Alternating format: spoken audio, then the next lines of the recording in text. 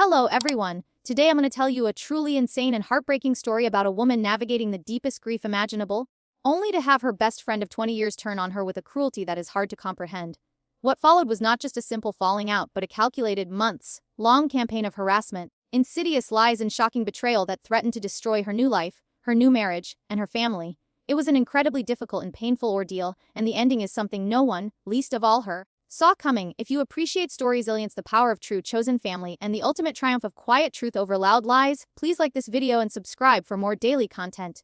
Let's begin. My closest, most intimate friend of 2 decades, a woman I considered a sister in every way that mattered, told me with a chilling lack of emotion that I was not welcome at her baby shower. Her reason: she said my presence would bring down the mood because of my own recent devastating miscarriage. I tried to reassure her, my voice cracking with a pain she refused to acknowledge, that I could still find it in my heart to be happy for her, that her joy didn't negate my sorrow. But she just mumbled a few dismissive, empty words and rushed out the door, leaving me standing alone in the wreckage of our friendship.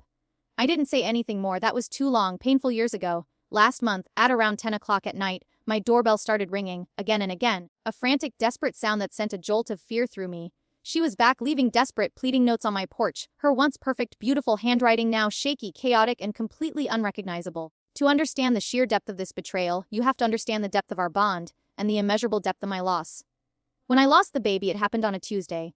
I was at work, standing in the middle of a high-stakes presentation to a new client, when I felt the first, terrifying cramp, a sharp, twisting pain that stole my breath and made the words on my slides blur into an incomprehensible jumble.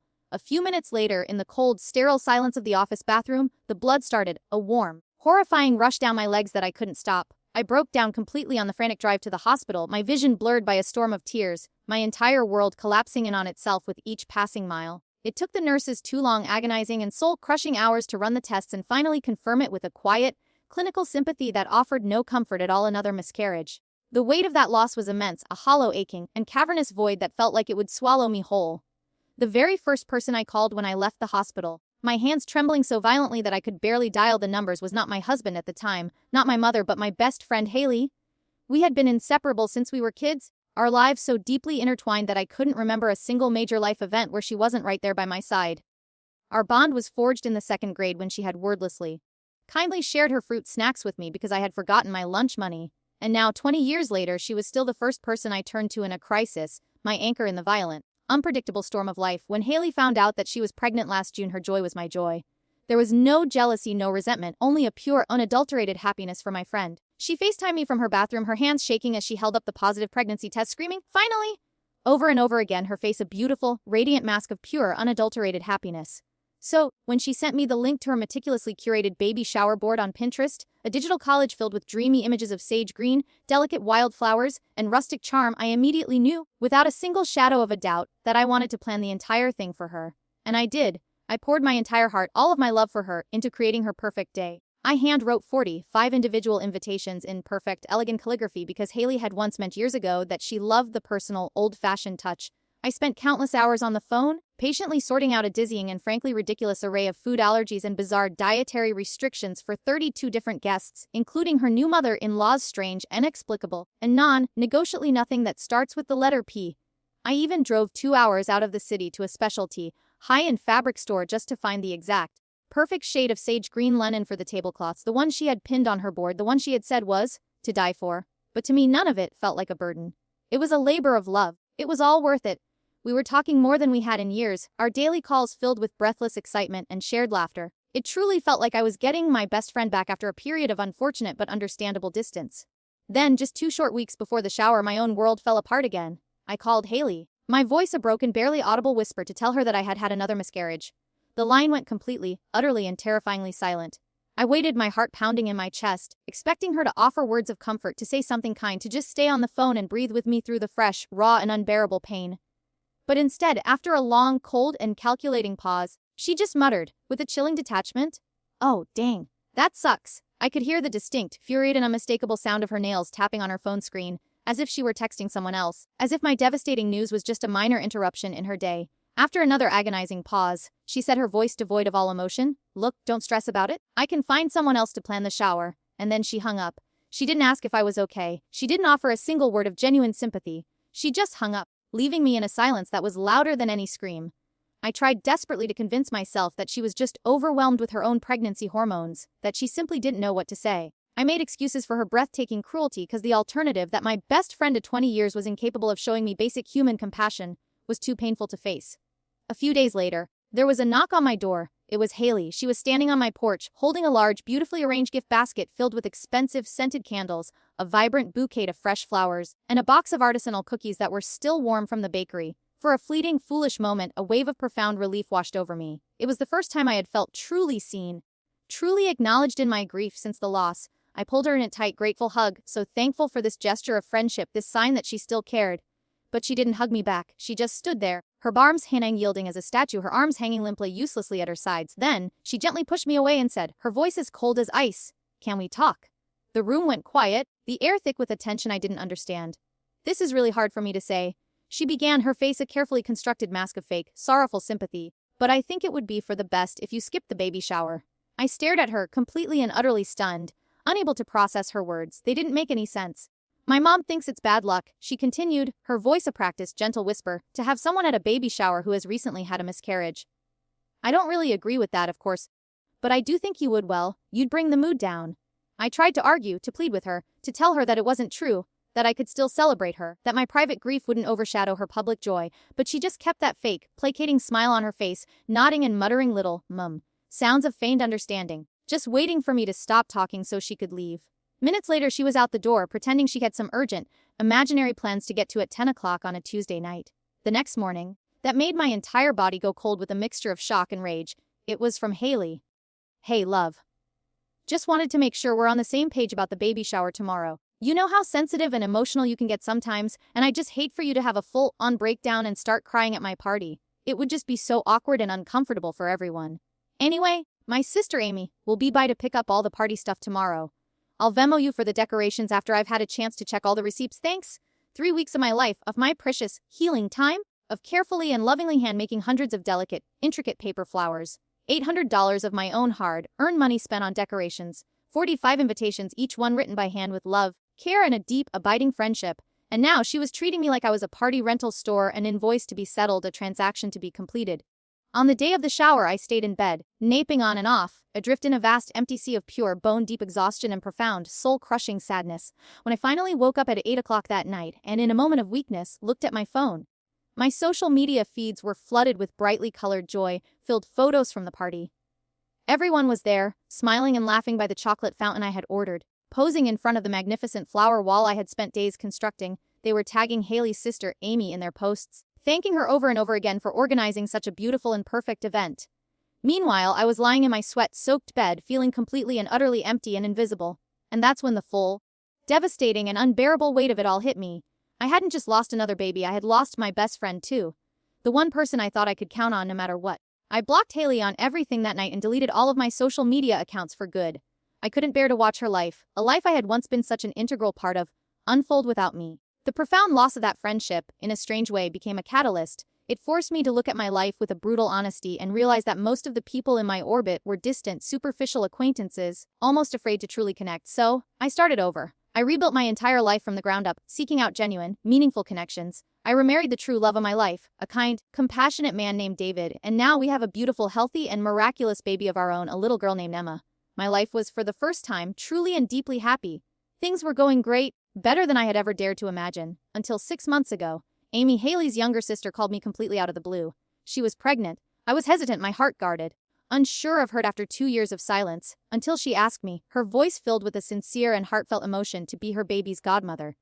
I was completely and utterly confused. Twisted joke. A new way for Haley to hurt me. "Why aren't you asking Haley?" I asked, my voice cautious and laced with suspicion. "Because she's my sister," Amy replied, her voice firm and clear as a bell. "And I know exactly what kind of person she is.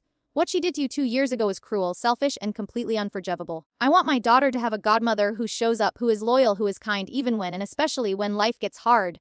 The christening was a beautiful, sunlit affair. I helped Amy with every little detail, and unlike Haley, she was deeply, genuinely thankful for all of it. As I stood at the front of the ancient, stone church, holding her precious, sleeping baby, Leah, in my arms, a profound sense of peace and healing washed over me. In the middle of the service, I heard the sharp, angry, and unmistakable sound of high heels clicking rapidly across the marble floor. It was Haley. slipping out a side door, unable to witness the moment, unable to stand not being the center of attention. I didn't realize it then, but Amy's choice, this public affirmation of our new, chosen bond had hit her hard, and she was not gonna let it go quietly. As I stood in the church parking lot after the beautiful ceremony, still a little shaky from the overwhelming emotion of holding baby Leah, my phone buzzed with a message from an unknown number. It was from Haley, and she was incandescent with rage, demanding to know how Amy could betray her own family like this, how I could steal her sister from her. I looked up from my phone and spotted her car idling with a low, menacing rumble near the exit of the parking lot. I walked over, my heels echoing on the pavement. Through the window, I could see her gripping the steering wheel so hard that her knuckles had turned white. She cracked the window just enough for her voice to slip through, a hiss of pure, unadulterated venom. She accused me of manipulating Amy for the past 2 years, of orchestrating this entire, elaborate scene just to publicly humiliate her. She truly, delusionally, and pathologically believed that I had planned everything out of spite. I remained preternaturally calm. I told her, my voice even and steady, that I hadn't spoken a single word to Amy until 6 months ago, when Amy had called me completely out of the blue. Just then Amy herself, a vision in her Sunday dress, walked up to the car. She told Haley, her voice firm and unwavering, that this had been her decision, and her decision alone, and that it was based on years of watching how Haley treated the people in her life, especially the people she claimed to love. Haley's face twisted with a rage that was terrifying to witness. Then, she hit below the belt a cruel and unforgivable blow. She threatened to tell their deeply conservative mother about Amy's deepest, most painful, and most closely guarded secret, a college pregnancy that she had terminated more than a decade ago. It was a vicious, calculated act of emotional blackmail, designed to inflict the maximum amount of pain and regain control. That's when Jake, Amy's wonderful, steadfast husband, walked up. He had heard everything. He moved to his wife's side, a silent, protective presence, and said, his voice serious, steady, and absolutely final, that Haley was no longer welcome at any of their family gatherings. Haley froze for a second, stunned into a rare silence. Then, before peeling out of the parking lot, she leaned out the window, looked directly at me, her eyes filled with a terrifying, burning hatred, and said with a chilling, evil smile, I know where you work now. Karma always comes back around. Later at the reception, a cousin of Amy's, also named David, came over to me, his face pale with concern. He told me that he had found Haley in the coat room during the service, digging frantically through the gift bags. When he had confronted her, she had claimed that she was just looking for the card she had brought. But he had already seen her phone out, taking pictures. She had taken photos of my car in the parking lot, specifically, methodically zooming in on the daycare sticker in the rear window. The sticker that clearly showed my precious daughter Emma's daycare name, and even worse, our unique, confidential pickup authorization number. Within an hour of that confrontation, Haley had already launched her campaign of terror. She began texting our mutual acquaintances, people we had known for 20 years, twisting the story, painting me as an emotionally unstable, predatory monster who had stolen her sister to fill the emptiness left by my miscarriage. That evening, my own husband, David, was reviewing the footage from our Ring doorbell. I heard his sharp, sudden gasp and hurried over. The footage was from earlier that morning at 6:00 a.m., just hours before the christening. Haley's car had driven slowly, predatorily past our house, and in the clear, undeniable, and utterly chilling footage, we could see her holding up her phone, recording our home. The next day at daycare drop-off, the director asked to speak with me privately. Someone claiming to be my sister had called the school, expressing deep and serious concern about Emma's home environment and asking the staff to watch for any unusual behaviors or signs of neglect. I was horrified, my blood running cold. That night, I logged into my old, long-abandoned Facebook account and saw, with a fresh wave of sick terror, that all the vulnerable, deeply personal things I had ever shared, about my miscarriages, my painful divorce, my struggles with depression and anxiety, were still public. I had never in my grief thought to change the privacy settings. And now Haley had access to a vast, detailed arsenal of my own pain to use against me. The next day, she showed up at a cafe near my work and sat at the table right next to me, talking loudly with a friend about desperate, pathetic people who prey on grieving families and worm their way in where they're not wanted. The day after that, my boss received a long, anonymous email accusing me of being emotionally unstable, prone to violent outbursts, and a potential liability to the company's carefully cultivated public image. The day after that, I had a mandatory, unscheduled meeting with HR. The HR director, a woman I had only met twice, had a framed sorority picture on her desk, and right in the center of the photo, arms linked and smiling with a familiar, was Haley. The connection was too perfect, too sinister to be a coincidence. That night, Amy showed me the messages. Haley had escalated to full-blown blackmail, threatening to send old, embarrassing, and potentially career-damaging party photos from Amy's college days to Jake's conservative profile for employer if Amy didn't fix the situation, and immediately publicly cut all ties with me. I started mapping out the pattern in my mind. It was sickeningly clear now. Haley was methodically, systematically, and ruthlessly working her way through every single shared contact from our 20-year friendship, carefully and expertly poisoning each and every relationship with a toxic, potent cocktail of rumors, exaggerations, and outright bald-faced lies. She was trying to isolate me, to cut me off from my support system. Then, A surprising, and ultimately game-changing, call from Sophie, Jake's sister. She told me that years ago, Haley had threatened to report Amy to Child Protective Services over a small, insignificant loan that Amy had refused to give her. That threat, that fear had been hanging over Amy's head ever since. The harassment escalated from digital to physical. My neighbor saw Haley's car driving slowly past our house all week, sometimes parking across the street and just sitting there for hours at a time watching. This was no longer just online harassment. It was turning into real-world, terrifying stalking. Haley created a private Facebook group called Concerned Parents of Little Sprouts Daycare and invited nearly every parent from Emma's school using a cropped, unauthorized photo of my own daughter as the group's banner image. We found footprints in the flower bed right under Emma's bedroom window. A parent at the local playground saw Haley standing off to the side, behind a tree, taking photos of Emma from different angles over and over again. The police were sympathetic but blunt. Without a direct, explicit threat, there was very little they could do. I felt like I was being hunnily, terrifyingly alone.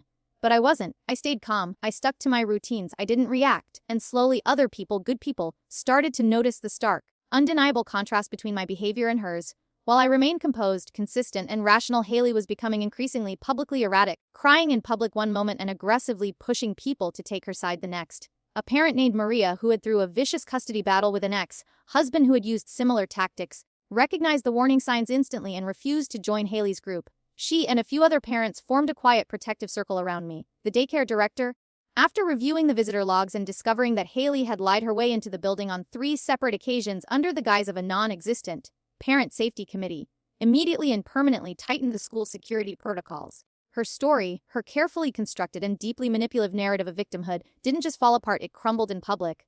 More and more people from our shared past began to speak up, connecting the dots, realizing they had all seen Haley parked in her car outside the daycare at different times, approaching people with the same half-truths, the same manipulative tears, the same desperate, frantic energy. The whispers, once directed at me, were now, finally, deservedly directed at her. The daycare parent network, once a source of my deepest terror, became my strongest and most vocal line of defense. They saw the truth with their own eyes. Amy's own mother, a woman who had spent years enabling Haley's toxic and destructive behavior, finally saw the unvarnished, ugly truth for herself after witnessing Haley's unhinged, screaming meltdown at the hospital after Amy gave to her beautiful, healthy baby girl.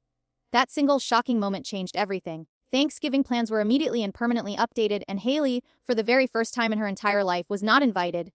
The decision came from the family matriarch, and it carried more weight than anything Amy or I could have ever said. Then came the turning point that I never, ever expected. Haley's own husband. After learning from another parent that she had been coaching their own young son to ask other children at the daycare pointed, invasive questions about Emma's family and home life, finally left her. That was a line that even he, after years of making excuses for her, could not and would not defend. Through all of this, something remarkable, resilient, and beautiful happened. Amy, Jake, my husband David, and we became a true family. Not by circumstance, but by choice. We showed up for each other. We protected each other. We faced the storm together. That I now know with every fiber of my being. A few days later, the family, now a united and determined front, gathered at Amy's mother's house. The goal was clear: to set permanent, unshakable, and legally binding boundaries around Haley's behavior. But halfway through the meeting, Haley showed up, uninvited and already spoiling for a fight. What followed wasn't a conversation, it was a final. She cried, she played the victim, she denied everything, she lied. But this time it didn't work. The evidence was presented, calmly and methodically: the videos of her at the daycare, the footage of her filming my home, the screenshots of her lies, the statements from the other women she had terrorized. And that's when her mask, the one she had been wearing for her entire life, finally dropped for the last time. She broke down, not with an apology but with a bitter, resentful, and deeply revealing confession. She admitted that she had always believed that I was the daughter her own mother had truly wanted, the one she could never be. That every good thing in my life felt like a personal failure, a stark, painful reminder of her own perceived inadequacies. In the end, I chose not to press charges. I chose a mutual, legally binding and ironclad no-contact agreement. It wasn't forgiveness, it was a choice for peace, a choice for a future free from her chaos. The agreement was detailed and strict. Any violation, however small, would trigger immediate and severe legal action. Her husband, who was present at the signing, made extra clear that this was her last and only chance. Haley had finally, completely and permanently run out of people to fool. With her influence finally, mercifully, and completely cut off, a piece I hadn't realized I'd lost, slowly, tentatively returning. Freedom wasn't loud or dramatic, it was quiet, it was steady. It was the feeling of releasing a breath I didn't even realize I had been holding for 2 long, painful years. 6 months later, I stood proudly as the godmother to Amy's beautiful baby girl, who she had, with a beautiful and profound symbolism, named Hope. The church was filled with people who had shown up for us, not because they had to, but because they had chosen to. Our chosen family. And in that moment, Surrounded by a love that was real and true and earned, I finally truly understood.